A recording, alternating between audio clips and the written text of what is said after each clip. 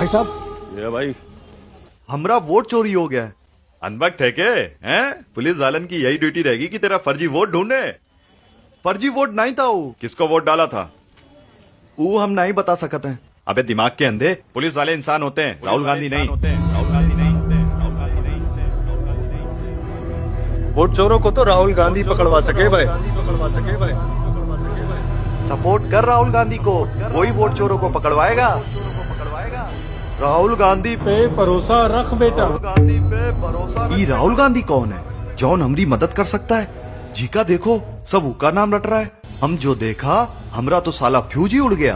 ये देश का लोग ही जान गया था कि उनका वोट चोरी कौन कराया है। वो इलेक्शन कमीशन वाला भाजपा के साथ ही रहता था। करोड़ों लोग वोट चोरी का कंप्लेंट ऊकरे पास लेकर जाता है और वो बहू बेटियों का नाम लेकर के वोट चोरी की बात को पलट देता है। क्या अपनी माताओं, बहुओं, बेटियों सहित किसी भी मतदाता की सीसीटीवी वीडियो चुनाव आयोग को साझा करनी चाहिए क्या? पकड़ो उसे। अरे वो ईवीएम मशीन से वोट चुरा रहा है।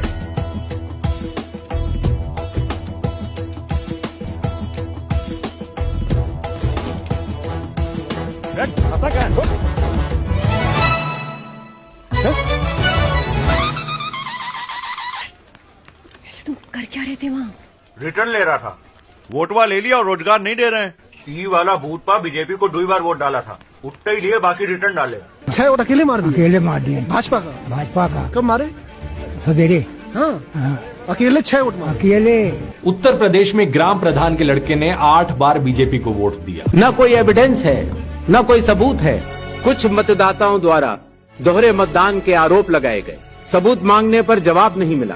क्या कोई भी मतदाता वोट की चोरी कर सकता है? आप बेफिक्र रहिए सर। कर्नाटक में आलंद कंस्टिट्यूएंसी है, यहाँ पे चोरी पकड़ ली, कोइंसिडेंस से पकड़ी। वहाँ के जो बीएलओ थी उसने देखा कि उसके रिश्तेदार को डिलीट कर दिया गया। उन्होंने पता लगाया कि मेरे रिश्तेदार को डिलीट किसने किया। पता लगा कि पड़ोसी ने रिश्तेदार को डिलीट किया। बीएलओ ने जाके पड़ोसी से पूछा कि भैया आपने मेरे रिश्तेदार को क्यों डिलीट किया? पड़ोसी ने कहा मैंने तो नहीं किया। बीएलओ सस्पिशियस हो गई, शक पड़ा, उसने प्रोसेस चालू कर।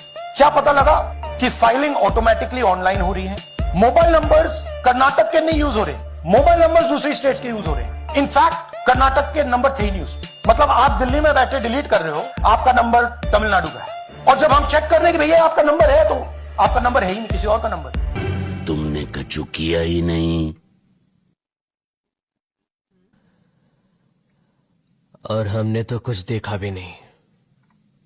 हमका बिलीव नहीं हुआ। हम सोचा एक तो टिराई मार लो। 1-2 वोटर आईडी देना भैया। कौन सा वाला चाहिए? ये 20 का, ये 15 का? फर्क का है? ई 15 वाला माँ और ई 20 वाला माँ नाम और उम्र का फर्क है बस, बाकी एड्रेस सेम टू सेम। तो ई 20 वाला भी ठीक ही काम करता है ना? ला 15 दे। 15 ये सब डुप्लीकेट वोटर्स हैं। फेक इनवैलिड एड्रेस मतलब या तो पता है ही नहीं या फिर फेक है।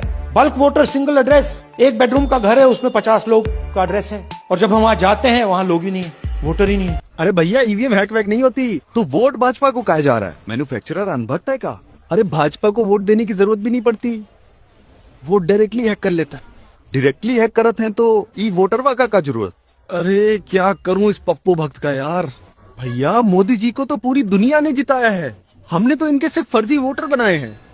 काय बनावत हो ओके फर्जी वोटर? ताकि भारत 2047 में विकसित हो सके। एक तो हमारा लक्ष्य है 2047 हिंदुस्तान विकसित होना ही चाहिए।